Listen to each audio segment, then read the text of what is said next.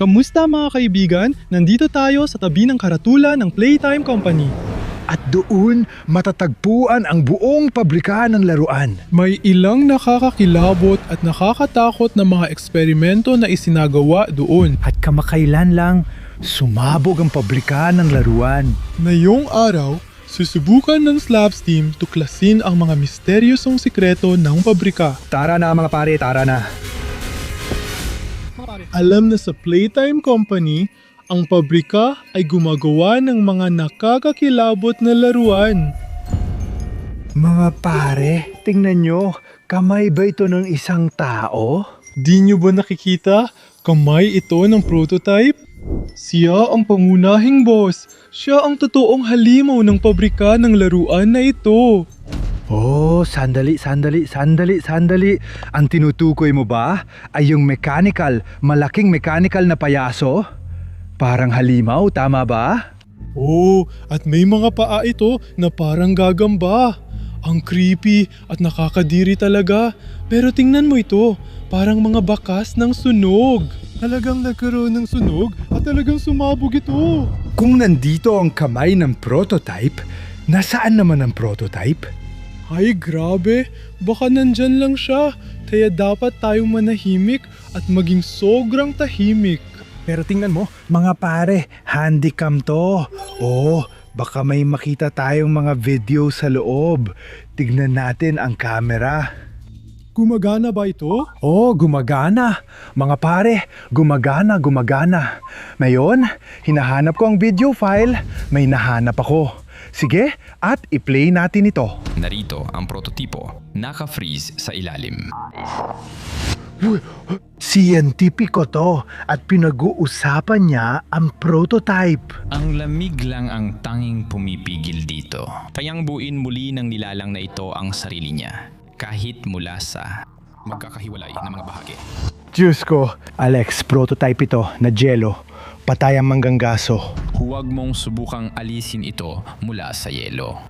Kapag nagising ito, mabubuo ulit ang sarili nito at magiging malaking banta sa buong sangkatauhan. Naku po, kung alisin ang prototype mula sa yelo, kaya nitong buuin ulit ang sarili nito. Ibig sabihin, parang immortal talaga ito at banta ito sa sangkatauhan.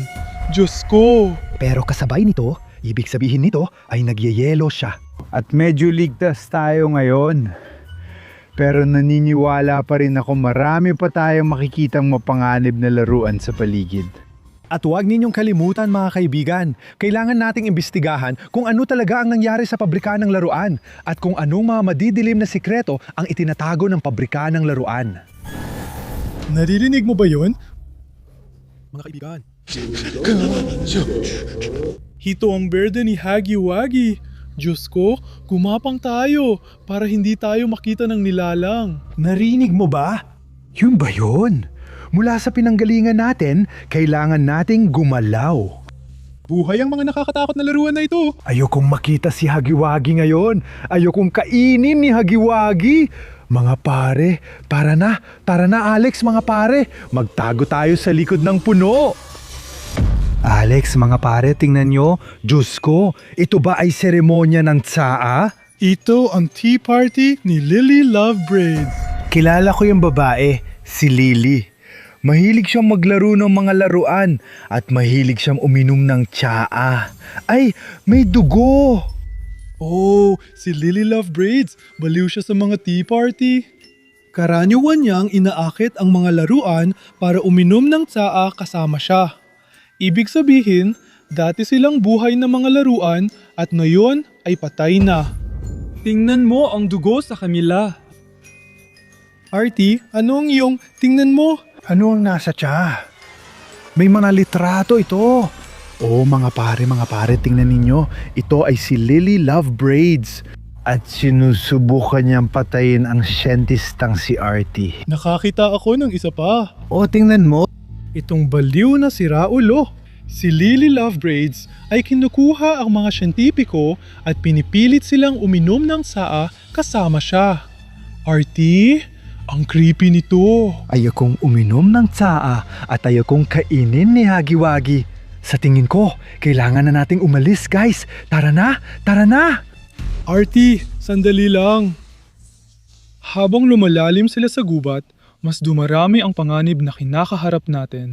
Sa tingin ko, mas mainam na dito muna tayo at i-activate ang drone para maghanap sa paligid. Oh mga pare, nakalimutan kong sabihin na may dala akong drone. Ise-setup ko na ito at titingnan natin ang paligid. Tara na! Tara na! Alex! Tara na! Tara na! Tara na! Kaya ngayon, nasa Erie na ang drone. Tara na, Hopper! Nakikita na natin ang maniyebeng gubat. Grabe, ang laki talaga nito. Naririnig nyo ba mga pare? Sumisigaw na naman si Hagiwagi. Grabe, naririnig ko. May nakita ka ba sa drone? May 2 nilalang na naglalaban at sila si Hagiwagi at Lily Love Braids. Grabe, sinusuntok ni Hagiwagi si Lily sa ulo. Pero sinuntok siya ni Lily sa bayag. Grabe, tingnan mo. Sinusubukan ni Hagiwagi na tanggalin ang mga tirintas ni Lily. Anong nangyari mga tol? Wala nang Hagiwagi, ulo na lang ni Lily ang natira at may dugo sa ilalim. Sa tingin ko, kailangan nating puntahan ang laban at tingnan kung ano ang nangyari. Hindi mo ba gets na nawawala tayo sa gubat? Oo, nawawala tayo. Pero sige, baka may labasan mula sa gubat. Sige, wala na tayong ibang pagpipilian. Mga pare, tara na! Oo, tama si Artie. Tapos na ang laban, kaya siguro ayos lang na pumunta tayo doon. Mukhang sinusundan natin ang daan ng mga nilalang na nakita natin sa drone. Oo, tingnan mo yung mga bakas ng paa. Papunta sila sa direksyong yun. Mga pare. Mukhang nakikita ko na yung lugar ng labanan. Ito ay isang Lily Love Braids.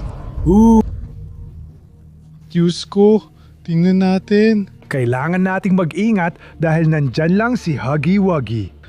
Sige, kung natalo ni Hagiwagi si Lily Love Braids, ibig sabihin, napakalakas niya. Si Lily, ulo na lang ang matira. Mag-ingat ka sa kanyang tirintas.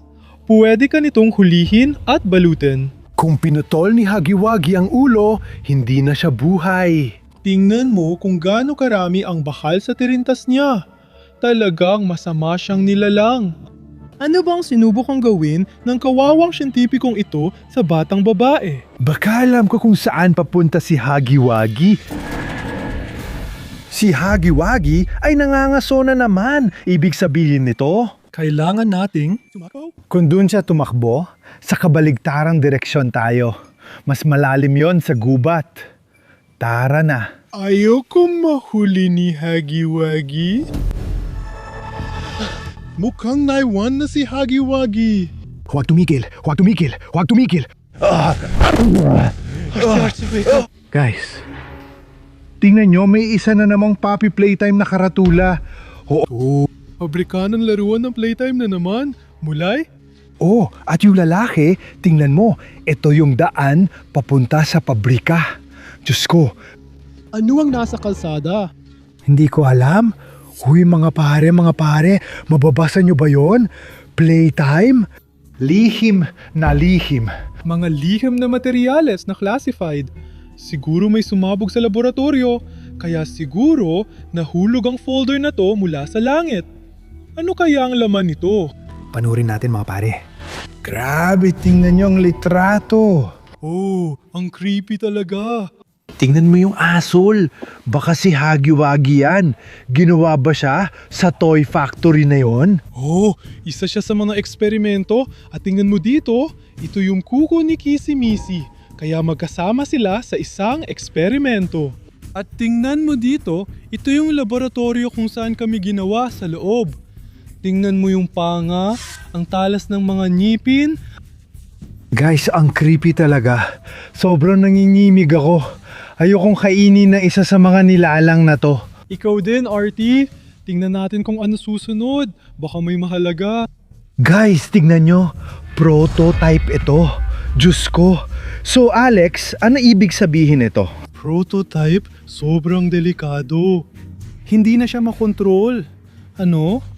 Baka nangyari ang pagsabog dahil sa prototype? Anong nangyari? Kaya nitong lamunin ang ibang nilalang. Hindi natin dapat ito labanan at sinasabi nitong self-replicating bioform. Wag na wag nating kakalabanin ang prototype sa totoong buhay dahil isa talaga ito sa pinakamapanganib na nilalang. Ayos lang dahil nagyelo siya. Sige, panuurin natin ang susunod. Oh, ito. Ito ay si Hagiwagi. Oh, sinusundan tayo nito at ito ay isang x-ray ng nilalang. Grabe, may metallic na mga kuko ito. Isipin mo kung gaano ito katalim at delikado. Tingnan mo ang mga ngipin nito. Kaya nitong lamunin ka. Ano meron dito? Ito pa ay isang Hagiwagi dalawa? Mga pare, di ko alam na pwedeng maging Rosa si Hagiwagi. Artie, hindi si Hagiwagi yan. Kaibigan niya ni Hagiwagi. Ikalawang bahagi ng eksperimento, ang pangalan niya ay Kissy Missy. At sa totoo lang, iba talaga ang itsura ng larawang ito kumpara sa iba. Parang ang saya-saya at ang init ng pakiramdam. Hindi ko alam. May iba pa ba sa folder? Oh, mga pare, nahanap ko na ang telepono at naka-unlock ito. Gumagana siya. Ano ang laman nito? Parang isang uri ng mapa. Mapa. Oh, may mga coordinates ito. Ano ang ipinapakita nito? Ipinapakita nito? Hindi ko alam. Siguro, ipinapakita nito ang labasan. O yung Poppy Playtime Factory. Hindi ko alam. Sa tingin ko, dapat nating sundan ng daan sa mapa at baka matuklasan natin ang madidilim na sikreto ng Poppy Playtime Toy Factory. Baka makahanap tayo ng labasan. Para na. Ikaw lang, di ba? Sa tingin ko, dapat kolektahin ko lahat ng dokumento kasi mahalaga ang mga ito bilang mga pahiwatig. Oh, Artie, hintayin mo ako. Huwag mo akong iwan. Mga pare, malapit na tayo sa lugar at nandito lang yon sa paligid. Ibig ko sabihin, oo, nasa tamang coordinates tayo. Pero wala naman ako nakikita. Sa totoo lang.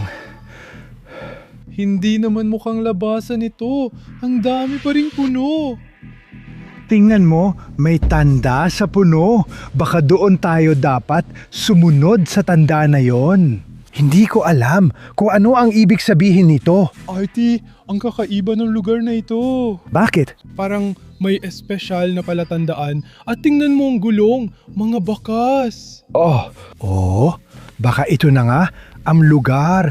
Lugar bilang 8 at may mga tao mula sa kumpanya na may tinatago dito. Baka ito ang lugar kung saan kinukulong ang prototype.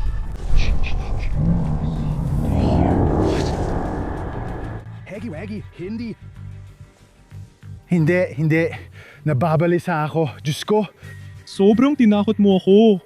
Ayos pa? Pero sandali, Artie. Kung ito ang containment site, wala namang laman dito.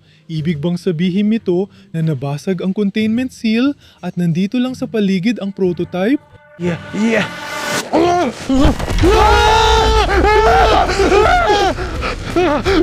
Guys! Diyos ko, ito ang prototype. Oo. Diyos ko, ito na ba to? Hindi. Bakit? Bakit ka sumusunod ng mas malapit? Walang follow back. Diyos ko mga pare. Kung natatandaan ninyo, nahanap natin ang mga dokumento at sinasabi doon, huwag lumapit. Oh, hindi natin dapat pakialaman yon. Pero gaya ng sabi mo, baka nga nakapirmi lang ito. Mga pare, hindi naman. Walang galaw, oh. Alam mo na, galaw. Tingnan mo, ang kamay ko, nanginginig ito. Diyos ko. Kailangan nating maintindihan kung ano ang nangyari. Baka nasira ang prototype dahil sa pagsabog. Diyos ko. May nakikita ka ba? Hindi. Hindi pa rin sapat. Diyos ko, tingnan mo itong nakakatakot na prototype. Dadiri ko. Ayos lang mga pare, ayos lang. Artie, tinatakot mo ako. Huwag kang sumigaw na parang babae. Ang creepy mo talaga. Ang talas ng mga ngipin niya. Oh, baka may mas malalim pa. Naku guys. Tingnan nyo, nandito ang recorder sa mga ngipin niya. Itaas natin ang ulo at pakinggan kung ano ang nasa device. Oh, sige. Okay. Pakinggan natin ito. A very interesting situation. Ang boses nito ay hindi kaaya-aya at baluktot. They tried fire and explosions on me. Sinabi lang nito na nakaligtas siya sa apoy at pagsabog. At ibig sabihin nito ay hindi siya matatalo at hindi masisira. I've just recreated myself from many other parts. Oh, ang katawan niya ay binubuo ng maraming ibang laruan. Hindi ito mapipigilan.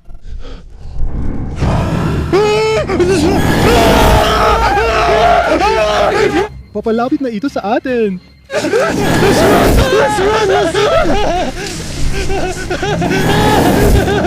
Alex, Master, tumakbo. Kailangan kong tumakbo. Si Hagiwagi ay nasa likod ko. Guys, ang nakakatakot talaga.